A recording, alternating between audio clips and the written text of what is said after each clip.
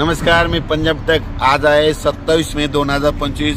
मी जात आहे मुंबई दादरला जात आहे आणि या ठिकाणून आपल्या महाराष्ट्रातल्या शेतकऱ्याला अंदाज देणार आहे। राज्यातल्या सर्व शेतकऱ्याला सांगू इच्छितो की आणखी 27, 28, 29, 30 तारखेपर्यंत राज्यात भाग बदलत जोराचा पाऊस पडणार आहे, मुसळधार पडणार आहे म्हणून हा अंदाज लक्षात घ्या।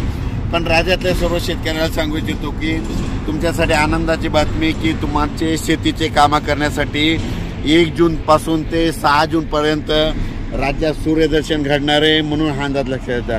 राज्यातल्या सर्व शेतकऱ्याला सांगू इच्छितो की तुम्ही काय करा, 6 तारखेपर्यंत 6 जून पर्यंत शेतीचे कामं आटपून घ्या, कारण की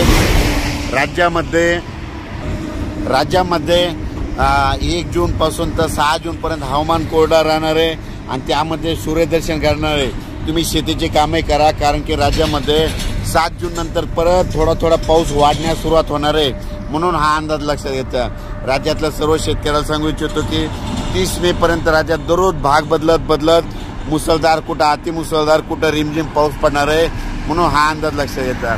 पण राज्यातल्या सर्व शेतकऱ्याला सांगू इच्छितो की पाऊस खूप झाला, जमिनीमध्ये ओल भरपूर आहे, पण पेरणीसाठी आपल्या शेतात दुरुस्त नसल्यामुळं सर्व शेतकऱ्याला एक आनंदाची बातमी की म्हणजे तुमच्यासाठी वरून राजा 5 ते 6 दिवस म्हणजे 1 जून पासून तर 6 जून पर्यंत रजेवर जाणार आहे, म्हणजे तुम्हाला शेती कामं करण्यासाठी वेळ देणार आहे।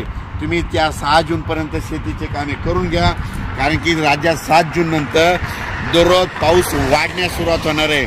म्हणजे 7 जून नंतर 7ला थोडा वाढणार आहे, 8ला परत वाढत जाणार आहे, 9ला परत वाढत जाणार आहे, म्हणजे असा पाऊस वाढत जाणार आहे म्हणून हा अंदाज लक्षात घ्यायचा। राज्यातल्या सर्व शेतकऱ्याला परत सांगतो की हा पाऊस 30 मे पर्यंत दररोज पूर्व विदर्भ, पश्चिम विदर्भ, दक्षिण महाराष्ट्र, उत्तर महाराष्ट्र, कोकण पट्टी, खानदेश, मराठवाडा या भागात पडणारच आहे।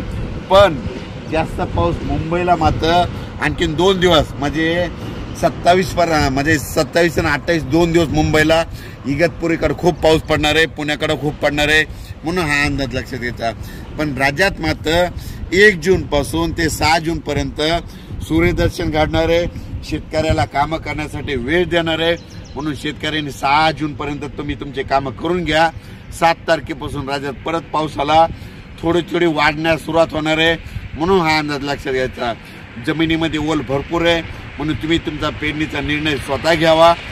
अचानक वातावरण बदल झालं तर लगेच एक उद्या मेसेज देणार आहे। मी जात आहे म्हणजे मुंबईला जात आहे, दादरला एका ठिकाणी मुलाखत असल्यामुळे तिथं दादर जात आहे। त्या ठिकाणी जाता आपल्या महाराष्ट्रातल्या शेतकऱ्याला ह्या इगतपुरी जवळून ही अंदाज दिलेला आहे।